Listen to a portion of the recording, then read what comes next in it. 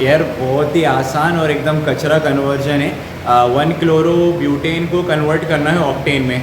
Simple carbon के number double करने हैं, और जब भी तुम्हारे पास हेलो अल्केन दिया हो और कार्बन का नंबर डबल करना हो तो तुम वुड्स रिएक्शन यूज़ करोगे। देखो मैं तुम्हें हल्का सा पहले वुड्स बता दूँ ताकि रिएक्शन क्लियर रहे। वुड्स में हम करते क्या है ना, वुड्स में हम लेते हैं आर एक्स समझते हो, हेलो अल्केन लेते हैं और इसके 2 मॉलिक्यूल लेते हैं। तो मैंने ये लिया आर एक्स और ये भी लिया आर एक्स, इसको 2 बार लिखा मैंने, ठीक है। और इसकी रिएक्शन कराते हैं सोडियम से। कितने सोडियम लेने, 2 सोडियम लेने, ठीक है। तो यहाँ से होता क्या है, ये NaX निकल जाता है, एक बार NaX और 2 बार NaX निकल गया, और ये R और ये R जुड़ जाता है, ये R जुड़ गया और यहाँ से कौन निकल गया, NaX। और ये रिएक्शन पूरी ड्राई ईथर की प्रेजेंस में हो रही है, तो तुम एरो के ऊपर ड्राई ईथर लिख देते हो। और ये पूरी जो कन्वर्जन हुआ है इसी को बोलते हैं वुड्स रिएक्शन। असलियत में हमें यही इस्तेमाल करना है, बस ये समझ लो 2 सोडियम लेना है और 2 बार क्या लेना है तुम्हें, 2 बार हेलो अल्केन लेना है, ठीक है।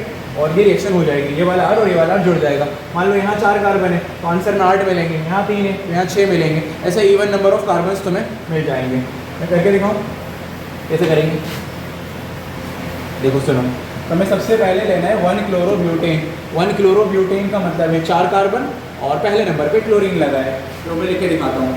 तो कोई रहा CH3, CH2, देन CH2 और उसके आगे क्या लगा है Cl। तुम इसका नाम करोगे तो इट इज़ 1 क्लोरोब्यूटेन। यहाँ से नंबर निकल लेना 1 2 3 4।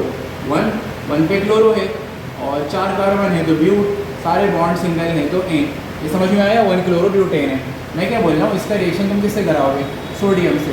लेकिन यहाँ पे इसके कितने मॉलिक्यूल लगते हैं, 2।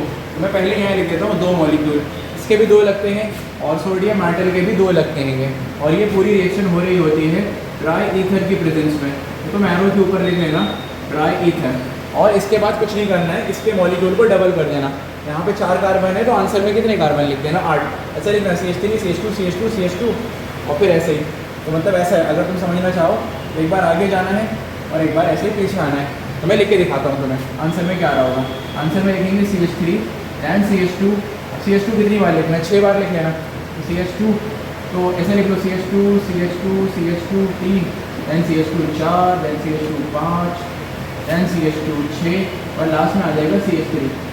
तुम चाहो तो इतनी मेहनत ना करते हो, तुम्हें पता है कि CH2 6 बार आने वाला है, तो थोड़ा कंप्रेस करके लिख लो कि CH3 CH2 6 बार और फिर लास्ट में क्या आया है CH3। तो 6 और 2 8 कार्बन है और सारे स्ट्रेट चेन में है, इसीलिए इसका नाम दिया जाएगा एन ऑक्टेन, ठीक है। एन का मतलब है ये नॉर्मल है, ब्रांच वाला नहीं है। तो इस तरह से तुम कन्वर्ट कर लेना, और ये पूरी रिएक्शन को बोलते हैं वुड्स रिएक्शन। आई थिंक समझ गए होगे। Thank you.